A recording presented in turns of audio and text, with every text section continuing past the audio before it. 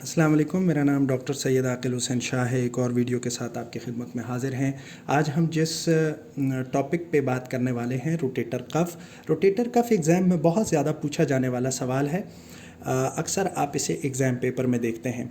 तो देखते हैं कि रोटेटर कफ़ क्या है। हमें मालूम है कि ग्लिनोह्यूमरल जॉइंट, जिसे हम शोल्डर जॉइंट कहते हैं, शोल्डर जॉइंट की स्टेबिलिटी कॉम्प्रोमाइज़ होती है अगर ये रोटेटर कफ मसल्स मौजूद ना हो। तो हमें मालूम है कि हमारी बॉडी का सबसे ज़्यादा मोबाइल जॉइंट ग्लिनोह्यूमरल जॉइंट, जिसे हम शोल्डर जॉइंट कहते हैं, जो कि head of humerus glenoid cavity के साथ आर्टिकुलेट करके बनाता है।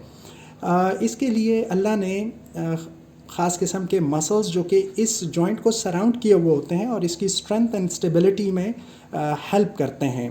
चूँकि मसल्स जो यहाँ पाए जाते हैं उनकी टॉनिक कॉन्ट्रैक्शन की वजह से head of humerus glenoid cavity के साथ इन प्लेस होता है और स्टेबलाइजेशन ये प्रोवाइड कर रहा होता है, स्ट्रेंथ दे रहा होता है, स्टेबलाइज कर रहा होता है। तो वो कौन कौन से मसल्स हैं जो इस ग्लिनोह्यूमरल जॉइंट को सराउंड किए हुए होते हैं और उनकी ओरिजिन, इंसर्शन, नर्व सप्लाई और फंक्शन क्या है, तो इसको समझते हैं। सबसे पहले अगर हम देखें तो सुप्रास्पाइनेटस एक ऐसा मसल है जो कि सुप्रास्पाइनस फोसा से ओरिजिनेट करता है और ग्रेटर टुबरकल पे जाके इंसर्ट करता है। हमें मालूम है कि स्पाइन में सुप्रास्पाइनस फोसा जो कि स्पाइन से ऊपर था और इंफ्रास्पाइनस फोसा स्पाइन से नीचे फोसा जो पाया जाता है, उसे जो डिप्रेशन है उस डिप्रेशन को हम इंफ्रास्पाइनस फोसा कहते हैं। सुप्रास्पाइनस फोसा से सुप्रास्पाइनेटस मसल ओरिजिनेट करता है और इसकी इंसर्शन चूँकि हमें मालूम है कि ग्रेटर टुबरकल जो कि ह्यूमरस में पाया जाता है, उस ह्यूमरस के ग्रेटर टुबरकल पे सुपीरियर एस्पेक्ट पे इसकी इंसर्शन होती है। ओरिजिन सुप्रास्पाइनस फोसा से इसका होता है। तो इसको कौन सी नर्व सप्लाई कर रही होती है? एक नर्व जिसको हम सुप्रास्कैपुलर नर्व कहते हैं। इसकी रूट वैल्यू C4 और C6 होती है।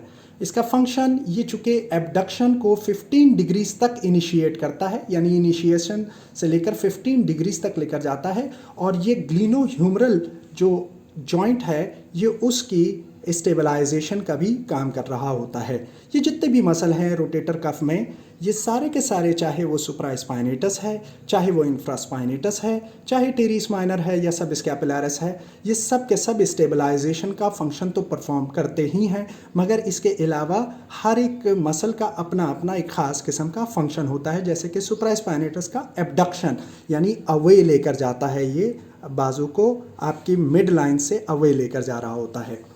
फिर उसके बाद अगर हम देखें तो इंफ्रास्पाइनेटस मसल है। जैसे कि हमें मालूम है कि स्पाइन से जो नीचे फोसा पाया जाता है उसे इंफ्रास्पाइनस फोसा कहते हैं। उस इंफ्रास्पाइनस फोसा से ये मसल ओरिजिनेट करता है और ये भी जाके ग्रेटर टुबरकल से इंसर्ट कर रहा होता है।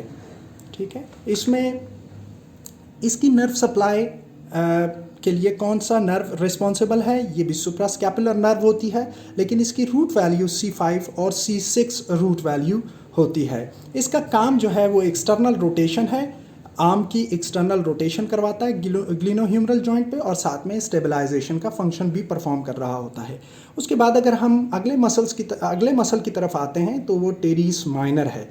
टेरिस माइनर ओरिजिनेट करता है लेटरल बॉर्डर ऑफ स्कैपुला से। हमें मालूम है कि स्कैपुला के तीन बॉर्डर्स होते हैं, सुपीरियर बॉर्डर, मीडियल बॉर्डर जो कि काफ़ी लंबा होता है और लेटरल बॉर्डर। इस लेटरल बॉर्डर से ये ओरिजिनेट करता है और ये भी जाके ग्रेटर टुबरकल ऑफ ह्यूमरस पर जाके इंसर्ट करता है। तो ओरिजिनेट ये करता है लेटरल बॉर्डर से ओरिजिनेट किया और ये ग्रेटर टुबरकल ऑफ ह्यूमरस पे जाके इंसर्ट करता है। अब कौन सी नर्व है जो इसको इनर्वेट करती है?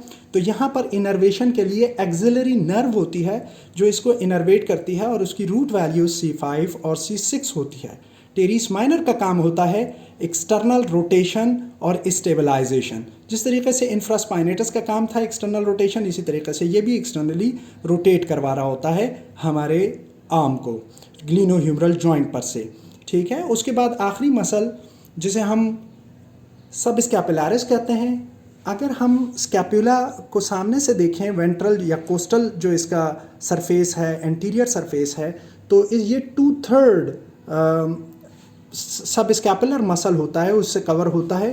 तो ये सब स्कैपुलर फोसा है, यहाँ पर सब स्कैपुलरिस मसल होता है, और ये यहाँ से जो लेज़र ट्रोकेंटर है, सॉरी लेज़र टुबरकल है, चूँकि दो टुबरकल्स होते हैं, ग्रेटर टुबरकल और लेज़र टुबरकल, तो लेज़र टुबरकल पे जाके इंसर्ट करता है सब स्कैपुलरिस, ओरिजिनेट होता है 2/3 of the sub scapular fossa और इंसर्ट करता है एंटीरियरली जो टुबरकल पाया जाता है ह्यूमरस में, जिसे हम लेज़र टुबरकल कहते हैं, वहाँ पर ये जाके इंसर्ट कर रहा होता है सामने से।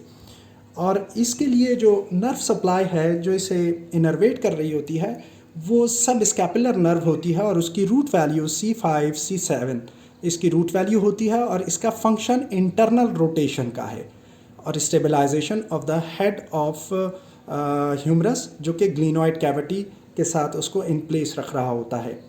मुझे यकीन है कि आपको रोटेटर कफ के बारे में ये वीडियो समझ में आ गई होगी। नेक्स्ट वीडियो में आपसे मुलाकात करते हैं, तब तक के लिए अल्लाह हाफिज़।